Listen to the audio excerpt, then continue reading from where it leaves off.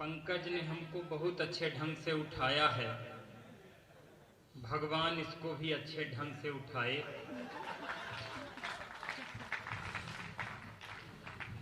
मेरे खड़े होते ही आपने स्टार्ट की। बहुत देर से प्रयास में थे, पहला प्रयास कई बार सफल नहीं होता। जाइए जाइए जाइए जाइए जाइए। भाई साहब सोच रहे हैं कि मैं घर जा करके अब सोऊंगा, लेकिन चिंता मत करिए, मैं यहाँ से इतनी जोर जोर से चिल्लाऊंगा कि उनको सोने नहीं दूंगा। और मेरा कार्यक्रम छोड़ के जाने वालों में आपका कार्यक्रम भी नहीं होने दूंगा। मैं खाने पीने की बात कर रहा हूँ, आप गलत समझ रहे हैं। ललितपुर के लोग गलत ही समझते हैं। नहीं, गलत नहीं, तेज समझते हैं। कोई बात नहीं। दरोगा जी बहुत हंस रहे हैं। माँ की आराधना हुई थी, मणिका ने की थी। माँ साक्षात इस मंच पर विराजमान थी, माँ वैष्णो माता के रूप में। उसके बाद डायरेक्ट अब हमको बुलाया गया है। भाभी ऐसा लग रहा है जैसे वैष्णो माता के बाद डायरेक्ट भैरव बाबा प्रकट हुए हैं। ये बता रहा था कि मैं रीवा से आया हूँ। आप सब लोग जानते होंगे रीवा सफेद शेरों की धरती कही जाती है। दरोगा जी सच बता रहे हैं, रीवा व्हाइट टाइगर की धरती कही जाती है। ये अलग बात है कि अंकल जी सोच रहे हैं कि व्हाइट टाइगर की धरती में तुम जैसा ब्लैक चिंपैंजी कहां से पैदा हो गया। लेकिन वैसे अंकल जी आप क्या सोचेंगे, आपकी और मेरी स्थिति ज्यादा अंतर नहीं है।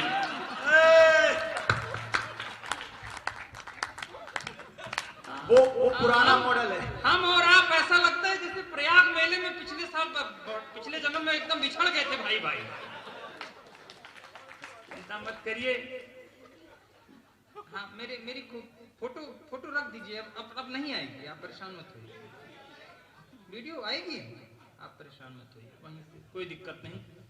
ये झांसी बुलाया था हमको पंकज भाभी, सच घटना बता रहा हूँ। विजय भैया आप तो सुनिएगा ही। आपको प्रणाम मैं इसलिए कर रहा था क्योंकि आपकी हिम्मत को मैं प्रणाम करता हूँ। पत्नी के सामने जो व्यक्ति इतना हंसे उसकी हिम्मत को सचमुच प्रणाम करना चाहिए। ताली जोरदार भैया के लिए बजनी चाहिए। बहुत बढ़िया, वाह वाह वाह वाह वाह वाह वाह। मैं आपकी हिम्मत को भैया प्रणाम करता हूँ, सचमुच बताऊँ, सचमुच। ये यहाँ ध्वज अंबर तक फहराऊंगी, देश पर क्या कर दूंगी, हे भगवान। अभी लॉकडाउन में इसका विवाह हुआ है। मैं उस प्राणी को नमन करता हूँ, उसके साथ मेरी संवेदनाएं हैं जिसके भाग्य में ये फंसी है।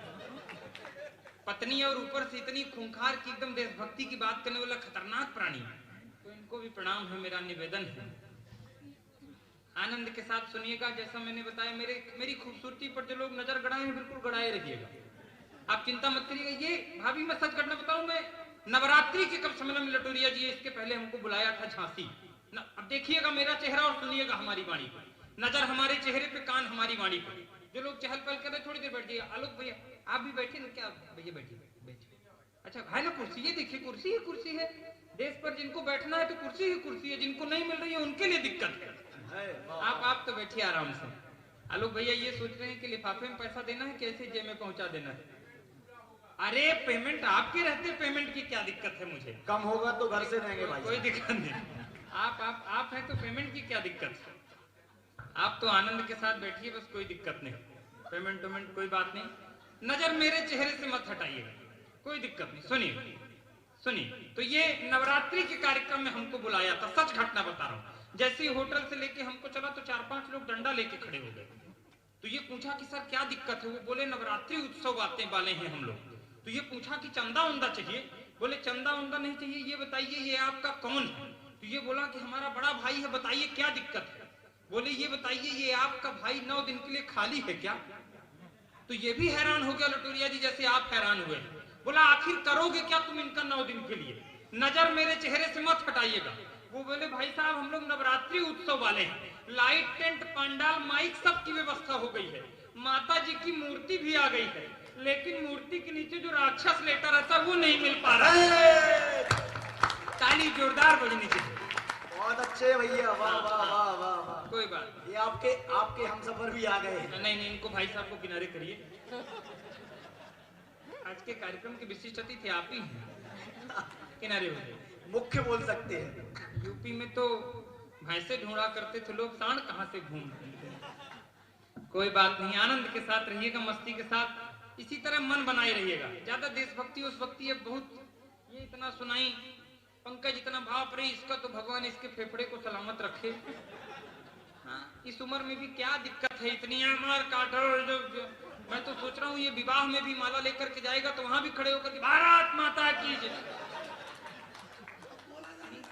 क्या दिक्कत है वकील साहब? भैया यूं तो तुम्हारे इश्क पर सारा जहां कुर्बान है, यूं तो तुम्हारे इश्क पर सारा जहां कुर्बान है, पर मातरे वतन पर तुम्हारा इश्क भी कुर्बान है। वकील साहब बहुत अच्छी रचना पंकज ने आज बहुत अच्छी पंकज ने पढ़ी है, सच बात। एक बार जोरदार तालियां पंकज के लिए बजा दीजिए। हमें पता है लाइन में कैसे लाया, लेकिन वकील साहब दरअसल अभी ये देश बदलने की बात, समाज बदलने की बात इसलिए हो रही क्योंकि अभी तक विवाह नहीं हुआ है। ये देश बदलने की बात, समाज बदलने की बात विजय भैया तब तक ही ठीक है जब तक विवाह के पहले तक। विवाह के बाद तो आप मनपसंद टीवी चैनल रिमोट से नहीं बदल सकते हैं।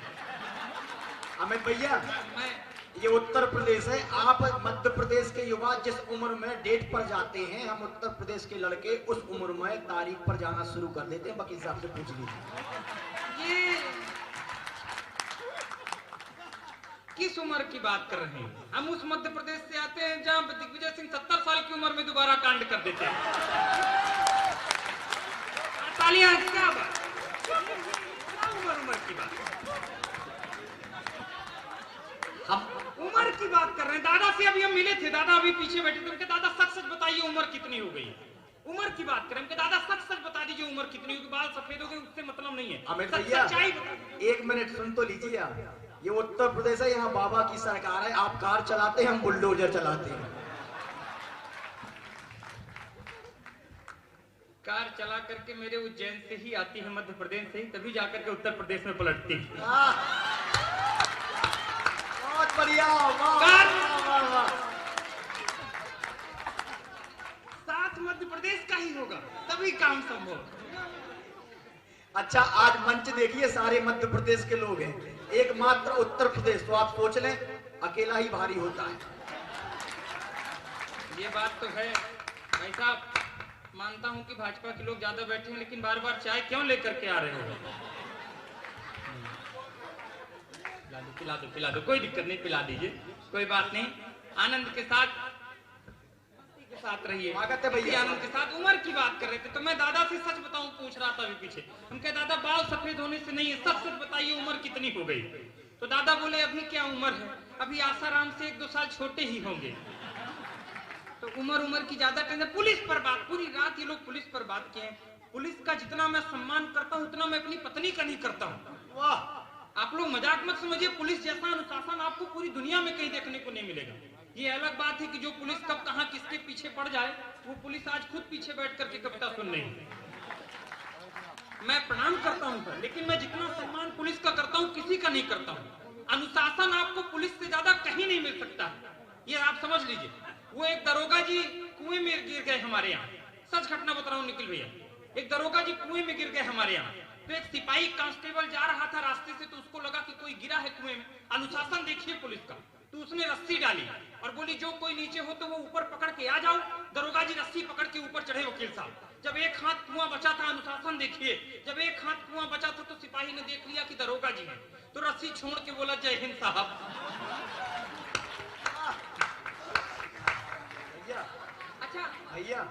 अच्छा इतना ही होता तो ठीक है, एसपी साहब आ गए, अब वो भी रस्सी डाले, बोले दरोगा जी ऊपर आ जाइए। अब दरोगा जी रस्सी पकड़ के फिर चढ़े। जब एक हाथ बचा था तो इस बार दरोगा जी ने देख लिया कि एसपी साहब है, तो रस्सी छोड़ के बोले जय हिंद साहब। हाँ खींच लीजिए।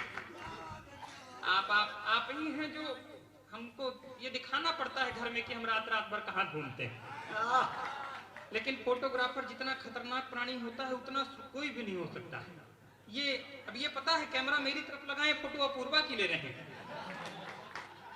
कोई बात नहीं, जूम करके वो भी। लेकिन आपके सौंदर्य को भी प्रणाम करता हूं। मैं जयमाले में बैठा था वकील, वो कह रहा है कि इतनी देर तक ही बढ़िया, आपको ऐसे ही तुम के आनंद के साथ तुम बैठो, कोई बात नहीं। मैं विवाह में बैठा था, ये फोटोग्राफर कितने खतरनाक होते हैं वकील साहब। तो भाभी अपने विवाह में बैठा था, मैं अपने ही बैठूंगा और किसके विवाह में बैठूंगा। नहीं कोई बात नहीं, तो मैं भटका देते हैं ये लोग। तो वो फोटोग्राफर आए तो मेरी फोटो खींचनी हो तो खच्च से खींच के भाग जाए। अब मेरी मैडम की फोटो खींचनी हो तो कभी यूं कराए कभी यूं कराए। तो हम कहे भाई 3 घंटे हो गए तुम कर क्या रहे हो? बोला आप शांत रहिए, मैं दुल्हन को अपने हिसाब से सेट कर रहा हूँ। बहुत अच्छे। आज के ही दिन लेकिन अमित भैया फोटो ये ले रहे हैं, इससे दिक्कत नहीं है वकील साहब की अमित भैया फोटो ले रहे हैं। फोटो लेने से कोई समस्या नहीं, दिक्कत तब होती है फोटोग्राफर ये फोटो ले लिए, ये कल फोटो अखबार में दे देते हैं तो अखबार में फोटो आ जाता है मेरा। अब वहां भी दिक्कत नहीं वकील साहब, आप लोग पेपर पढ़ करके दे दिए हलवाई वाले को, वो उसी में जलेबी रख करके सबको खिलाने लगता है। यहां तक भी दिक्कत नहीं है, जलेबी खाने के बाद वो पेपर का टुकड़ा फेंक देते हैं, उस पे जलेबी का रसा लगा रहता है। थोड़ी देर बाद कुत्ता आता है उसको चाटने लगता है, उसी में मेरी फोटो लगी। मुझको लगता है कि सही से ये मेरा मुंह चाटता है। एक बार जोरदार तालियां बजाकर आप मन दे दीजिए।